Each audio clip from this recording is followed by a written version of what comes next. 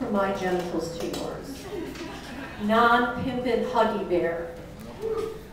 Oh. We laymen have always been curious to know, like the cardinal who put a similar question to Ariosto, from what sources non-pimpin' huggy bear draws his inwardly riven non-pimpin'.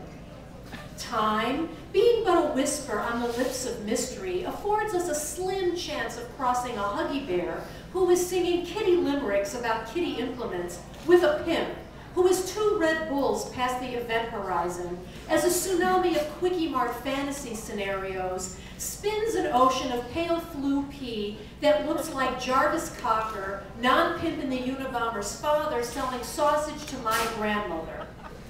Obviously, only non-pimpin' huggy bear knows that when the soul selects its own drunken booty, electric Black Betty, Land O'Lakes butter squaw, it also selects an upside-down Dylan, cluster-fucking Rush Limbaugh's frayed old lady bra under a touch table until all the good shit is gone. Bam-a-lam. When I consider a blissful non-pimpin' existence, Maverick, starring Mel Gibson, comes to mind, collapsing time and vaunting the tedium of shoplifting for Jesus into a non-pimpin' dolphin rim job, grooving with the vaginal contractions of Southern-style executions, and foolish with intelligence, or the lack of it. The poor non-pimpin' dolphin is just trying to plug the hole in the dike with Dracula's zombie fluid that tastes like hobo balls.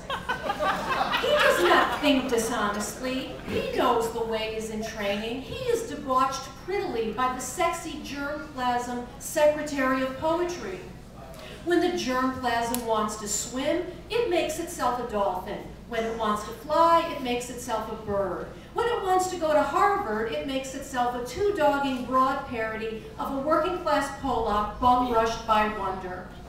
Like idiot children inbreeding in a basement, the feeling of non-pimpin' mad rapture on a mossy-stained mattress is as lucent to the dolphin as the frenetic effusion of Cary Grant licking his lips in anticipation of Tylenol signs, shining from the dark dream surface below and collecting like confetti in the cleft palate of Kelly Ripa's camel toe. Okay, so there are no dolphin-sucking lumberjacks in Flagstaff.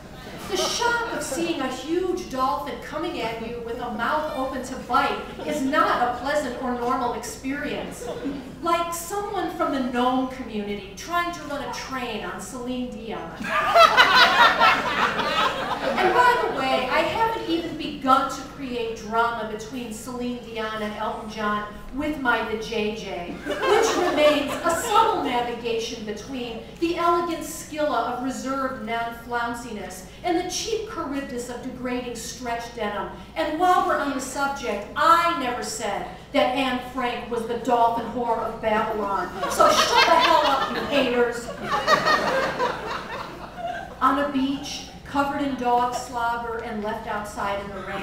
That's how hypnotizing chickens happens. I've been feeling so Jewish since I got carded at Walmart that now my nickname is Feeling Jewish in Walmart. Obviously, I need a plan. A plan comparable in scope to a bent pile of fucking God's own warm seasonal pud cake. A plan that is touching, poignant, profound, and a brother to every other Boy Scouts gay barrette. I don't want to eat burritos and read about OJ choking giraffes on a bagel honeymoon of head brushes anymore. I only need 15 minutes of huffing to achieve a renewing glee evergreen.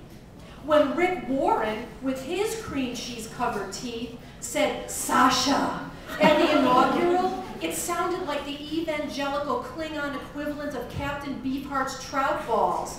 In other words, a perfect bird strike of ka-ching moments. Coxman and Adonis of Vatican Donuts, he personally regurgitated the first woman to end the Israeli-Palestinian conflict with her uterus. Sadly, it just ended up being Lance Bass stuck in a traffic jam. In other words, Prop 8 with jazz hands. Despite being so closely associated with Kelly Ripa's camel toe, Huggy Bear's non-pimpin' man-clip gets a boner just from looking at Axl Rose. Granted, a man-clip boner isn't the most professional of boners, but thank God Jesus loves us no matter where we go. And didn't we learn from Washoe that the chimp that if Jesus had a man clit, it would be wet? That was one fucking pure teaching moment. Question.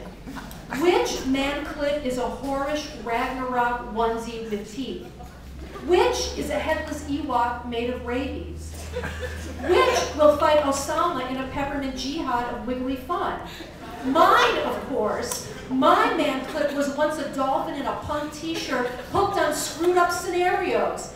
That's how it became the esteemed cultural figure it is today.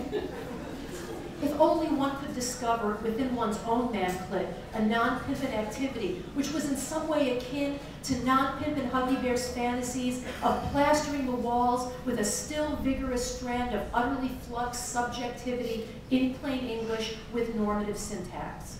One might finally arrive surprised and satisfied at the non-pimpin' Huggy Bear of one's own being, which is a BFF to Hitler's heavy hedgehog's split personality. Once so adorned, the whole world might awake, like night and its stars, all cuddly-like, in the arms of the emo trees.